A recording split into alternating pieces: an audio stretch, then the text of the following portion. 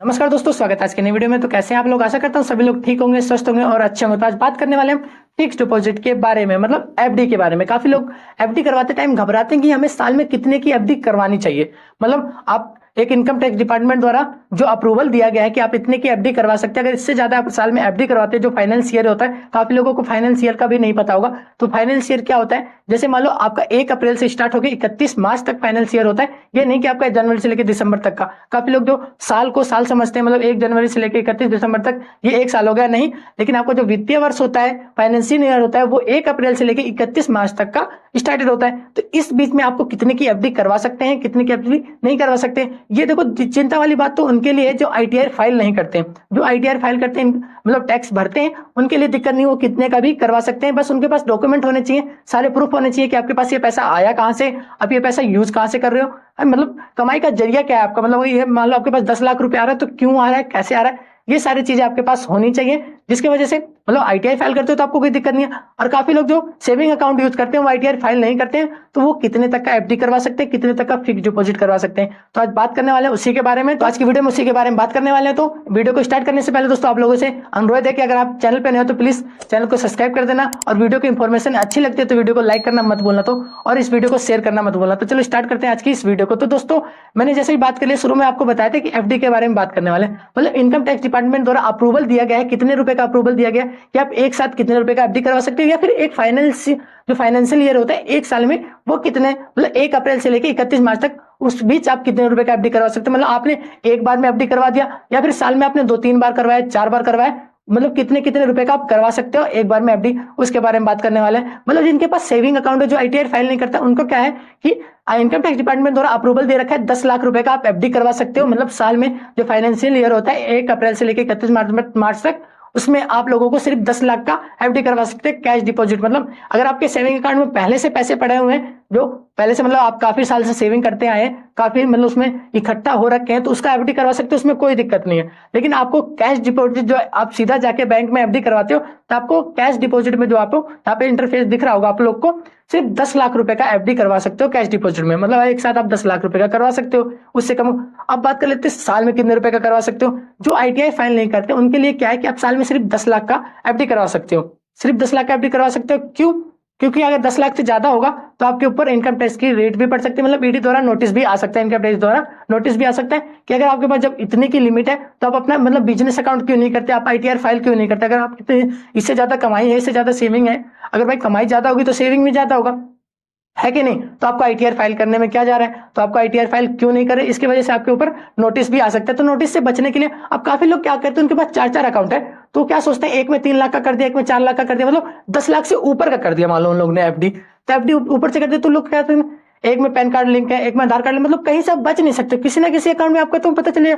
ऐसा तो नहीं किसी भी अकाउंट में आपका आधार कार्ड लिंक नहीं हो, किसी भी अकाउंट में आपका पैन कार्ड लिंक नहीं हो, किसी भी अकाउंट में आपका नंबर लिंक ना हो, क्योंकि इन तीनों की वजह से, इन तीनों जो चीजें हैं इनकी वजह से ये अकाउंट खुलता है। इन सब की चीजों के बिना अकाउंट ओपन होगा नहीं, आप एफडी करवा सकते हो। मतलब कहीं ना कहीं आप इन तीनों चीजें कनेक्टेड है, जिससे आपको गवर्नमेंट को पता ही चल जाएगा, इनकम टैक्स डिपार्टमेंट को पता चल जाएगा कि आप कितने की लेन देन कर रहे हैं, कितने पैसा जमा कर रहे हैं, कितना पैसा निकाल रहे हैं, सारा प्रोसेस आपको मतलब उनको पता चल जाएगा। तो इसमें ये मत मतलब किसी वहम में मत रहना कि आपको नहीं पता चलेगा। आप काफी लोग क्या करते हैं इसमें, मतलब पहले अकाउंट में उन्होंने 2 लाख की एफडी करवा ली, तीसरे में 4 लाख की एफडी करवा ली, 6 लाख रुपए हो गया, और चौथे में उन्होंने 5 लाख की एफडी करवा ली, ये 11 लाख, मतलब 10 लाख से फाइनेंस ईयर जो आप एफडी करवा रहे हो उससे ज्यादा का पैसा हो गया।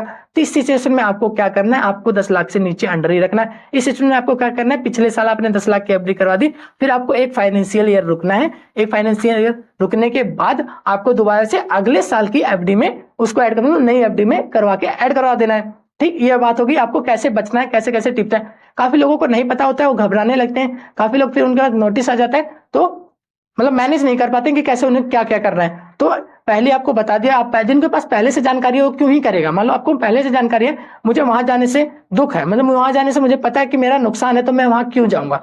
अरे जिन लोगों को नहीं पता है, बाई चांस हो जाता है, तो उन लोग को लिए ये वीडियो है, मतलब वो लोग समझे, पहले सारी चीजें पता कर लें। जैसे आप फिक्स डिपॉजिट करने जाते हो, कहीं भी आप एफडी करवाते हो, किसी भी बैंक में एफडी करवाते हो, या फिर आप अपने पोस्ट ऑफिस में एफडी करवाते हो, तो वहां पे आपको सारी चीजें पता कर लेनी चाहिए पहले कि आपको साल में कितनी करवानी चाहिए, कितनी। काफी लोग नहीं करवा पाते हैं, काफी लोग, अब काफी लोग क्या करते हैं, मैंने मतलब देखा है काफी लोग क्या करते हैं, जैसे 4 लाख की एफडी करवा ली उन्होंने, 3-4 महीने बाद उसको तोड़वा दिया। 4 लाख की एफडी तोड़वा दी, इंटरेस्ट का पैसा उससे काम वाम कर लिया, कुछ भी कर लिया, फिर पैसा किसी को दे दिया, फिर 2 महीने बाद एफडी करवा दी, तो 8 लाख की, फिर 4 लाख की एफडी, फिर दोबारा 4 लाख की एफडी करवा दी उन लोगों ने, ये 8 लाख का हो गया। फिर ऐसे उन्होंने साल में 3 बार एफडी करवा दी 4-4 लाख रुपए की। तो ये फाइनेंशियल में आपको पता है 10 लाख की कर सकते हो, उन लोग की पहुंच गई 12 लाख। इस सिचुएशन में है कि आपके ऊपर नोटिस आ सकता है, इनकम टैक्स डिपार्टमेंट से नोटिस आ जाएगा। आप लोग, काफी लोग क्या कहते हैं, देखो नोटिस का ये नहीं है कि 1 साल में नोटिस नहीं आया तो आपको मतलब बच गए, ये नहीं, आपके 3 साल के अंदर अंदर नोटिस आ सकता है, कभी भी आ सकता है। ये मतलब पिछले साल आपने कोई चीज ऐसे कर दी तो इस साल आप बच गए, मतलब 3 साल के अंदर अंदर इनकम टैक्स की, मतलब इनकम टैक्स डिपार्टमेंट की नजर पड़ी रहती है, आपके ऊपर नोटिस भेजना है कि नहीं भेजना, वो आपके ऊपर भेज देते हैं। मतलब 3 साल तक आपको खतरा रहता है, डर रहता है कि आपके ऊपर नोटिस आ सकता है। ये हो गई सारी बातें कि आप एफडी करवा सकते हैं। अब एफडी करवाने के लिए मैं आपको सिचुएशन भी बता दूं कि कैसे आपको एफडी करवाना है, कैसे नहीं करवाना है। अगर आप 10 लाख से ऊपर जाते हो तो आपका इनकम टैक्स डिपार्टमेंट द्वारा नोटिस आ सकता है। अब बात कर लेते हैं कि जिन लोगों का, जो लोग आईटीआर फाइल करते हैं, उन लोगों को कोई घबराने की जरूरत नहीं है। वो अपने, उनके पास देखो डॉक्यूमेंट होगी, जैसे उनके पास 10 लाख रुपए आ रहे हैं तो क्यों आ रहे हैं, कहां से आ रहे हैं, वो सारा प्रूफ है आपको। आपके पास ईडी की नोटिस तो आएगी नहीं, उससे पहले आपके पास सारा प्रूफ, क्योंकि उनको पता है।